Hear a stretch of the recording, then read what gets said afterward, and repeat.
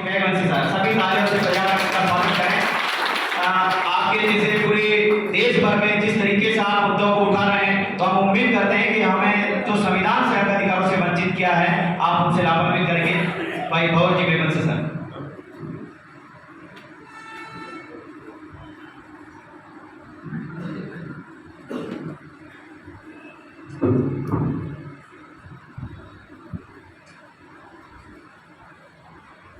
मंच पर विराजमान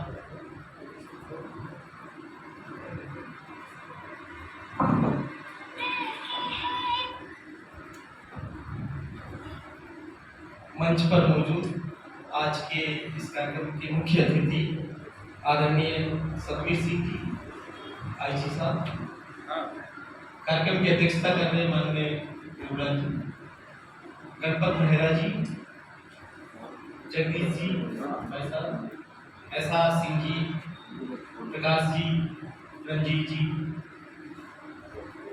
और मंच का संचालन कर रहे मोतीलाल जी सिंघानिया।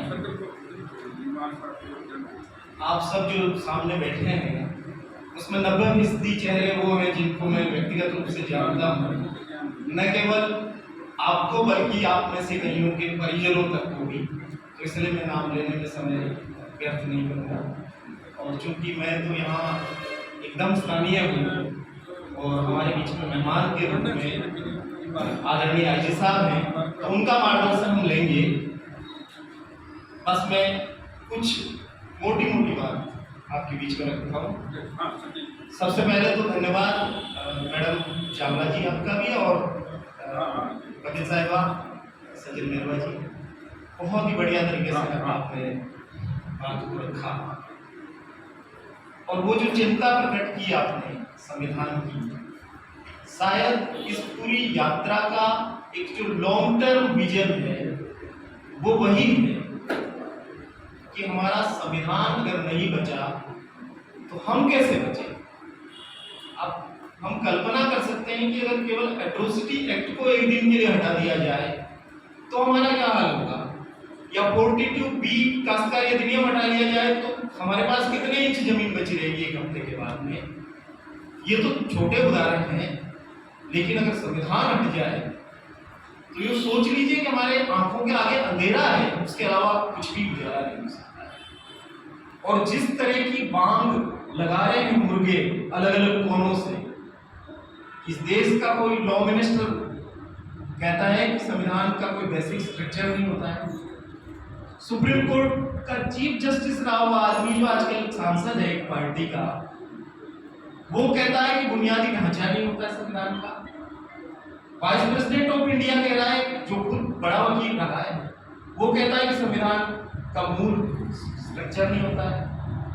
और प्रधानमंत्री की आर्थिक सलाहकार परिषद का अध्यक्ष विवेक देवराय द मिंट में लिखता है कि लिखित संविधानों की उम्र केवल 17 साल होती है। और ये बात कहते हुए वो सहारा लेता है शिकागो यूनिवर्सिटी में हुए एक रिसर्च कि वहां एक रिसर्च हुआ, उसने बताया कि दुनिया भर में जिन जिन देशों का लिखित में संविधान है वो 17 साल चलते हैं। इसका मतलब क्या है, हमारे यहाँ तो 70 साल से ऊपर हो गया, यानी कि यहाँ का बहुत ज्यादा पुराना हो गया, वहां बाकी जगहों पर तो 17 साल नहीं वो होना चाहिए। अगला बिंदु उसके आर्टिकल का ये है कि 26 जनवरी 1950 को भारत के संविधान ने जिन चीजों के प्रॉमिस किए या जो चीजें मानी उसकी अब कोई जरूरत नहीं है। और वो साफ तौर पर उसमें ये भी लिखते हैं किन की जरूरत नहीं है। वो कहते हैं कि उस वक्त जो समता, स्वतंत्रता, बद्धता और न्याय की बात की गई वो उस समय का लक्ष्य था हमारे देश का। अब तो हम बहुत आगे बढ़ गए हैं, अब इनकी कोई जरूरत नहीं है। लेकिन जितने भी वक्ताओं ने यहाँ बात कही, भाई मोतीलाल जी ने भी अभी जो बात कही, क्या उसको देखते हुए हमें लगता है कि ये चीजें हो गई। संविधान के जो प्रॉमिस है और आज की जो रियलिटी है, कहाँ परिस्थितियां कहाँ पहुंच गई।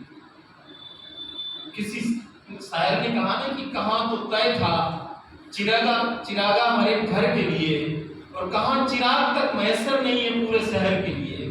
तो हमारी तो हाल ये है कि आपने वादे तो किए बहुत बड़े बड़े और उस संविधान को लागू नहीं किया, लागू करने से पहले ही आप उसको बदलने की बातें करें। जंतर मंतर में खुलेआम संविधान जलाया जाता है और एक धार्मिक राष्ट्र राज्य का 700 पेज का संविधान वायरल किया जाता है। ये सारी भूमिका बनाई जा रही है मित्रों, ये सारा माहौल बनाया जा रहा है 5-7 मैं सोचता हूँ कि 1990 के बाद से ये कंटिन्यू चल रहा है, जहाँ कोई ये सारी चीजें कर रहा है। आपको याद होगा कि 1998 में एक सरकार आई थी और उस सरकार ने जस्टिस वेंकटचलैया के अध्यक्षता में 11 लोगों की एक कमेटी बनाई थी संविधान की समीक्षा का आयोग, और फिर इतना जबरदस्त विरोध हमारे लोगों ने किया कि वो आयोग भी गायब हो गया, आयोग की रिपोर्ट भी गायब हो गई, लेकिन इरादे तो कभी भी नहीं रहे। जिस दिन ये संविधान लागू हुआ, आदरणीय बाबा साहब अम्बेडकर ने 26 नवंबर 1949 को जब ड्राफ्टिंग कमेटी के चेयरपर्सन की हैसियत से प्रेसिडेंट ऑफ इंडिया को उस समय संविधान सौंपा, उसके महज 3 दिनों के बाद एक अखबार ऑर्गेनाइजर में एक संपादकीय छापा गया। संपादकीय में लिखा गया कि यह संविधान उन लोगों ने बनाया जिनको भारतीयता की कोई समझ नहीं है, विदेशों से कट पेस्ट करके, चोरी और नकल करके बनाया गया, जबकि भारत में मनु का महान विधान मौजूद था। आप सोचिए, मनु जैसे शैतान को जो लोग भगवान मानते हैं और उसकी संहिता को महान मानते हैं, वो अगर धार्मिक राष्ट्र राज्य बनाएंगे इस देश को, जैसा कि रोज ही कोई हिंदू राष्ट्र बनाने का नारा लगा रहा है, तो उस थियोक्रेटिक स्टेट में हमारी औकात क्या होगी? उस धार्मिक राष्ट्र राज्य में मुझे नहीं लगता है शूद्रों की, अछूतों की और महिलाओं की या अल्पसंख्यकों की कोई भी जगह बनने वाली है। इसलिए लंबी लड़ाई तो संविधान को बचाने की है, और ये बहुत विरोधाभासी चीज है कि जो संविधान हमें बचाए हुए हैं, उस संविधान को बचाने की बात हमको करनी पड़ रही है। लेकिन संस्कृत में एक जगह पे लिखा जाता है, धर्मो रक्षति रक्षितः। आज स्थिति ये है, वो कहते हैं कि धर्म हमारी रक्षा करेगा, लेकिन आज धर्म की रक्षा करें।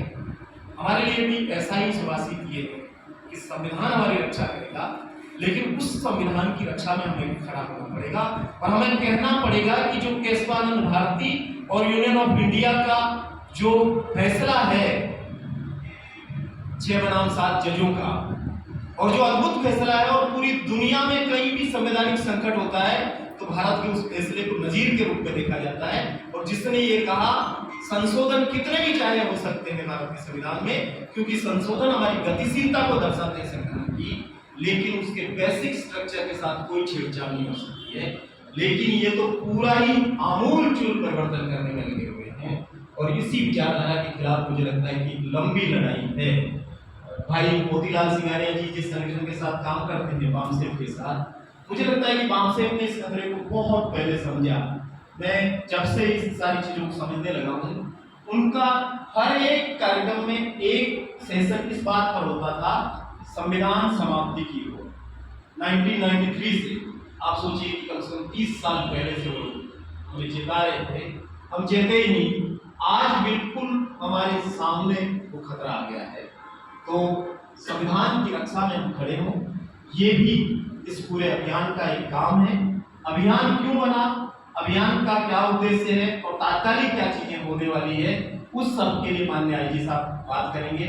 मैंने तो कम पहले वादा किया कि कम बोलूंगा, लेकिन उसके बावजूद मैं ज्यादा बोला, उसके लिए मैं माफी चाहता हूँ। और मैं बहुत धन्यवाद देता हूँ आचार्य का, माननीय SR सिंह जी का, प्रकाश जी का, रंजीत जी का, धनलाल जी का, मोतीलाल जी का, और पूरी टीम यहाँ पर अम्बेडकर वेलफेयर सोसाइटी के साथी बैठे हैं, UCL के जिलाध्यक्ष बैठे हैं, ईट भट्टा मजदूर यूनियन के वाइस प्रधान जी बैठे हैं, बहुत सारे लोग, आप सब लोगों ने इस कार्यक्रम को सफल बनाया। भीलवाड़ा में भी इतनी बढ़िया एक मीटिंग आपने की, और कल बहुत ही ऐतिहासिक रूप से एक रैली यहाँ से होगी जो गांव-गांव में जाते हुए पहुँचेगी, तकरीबन 100 किलोमीटर तक। आप सबको उसके लिए भी बहुत ही आत्मीय आमंत्रण है। सुबह 9:30 बजे हम सर्किट हाउस से शुरू करेंगे और गोरखिया में उसको समाप्त करेंगे, क्योंकि उसके बाद हम राजसमंद जिले में होते हुए ब्यावर की तरफ प्रस्थान करेंगे। बहुत धन्यवाद। जय भारत, जय संविधान।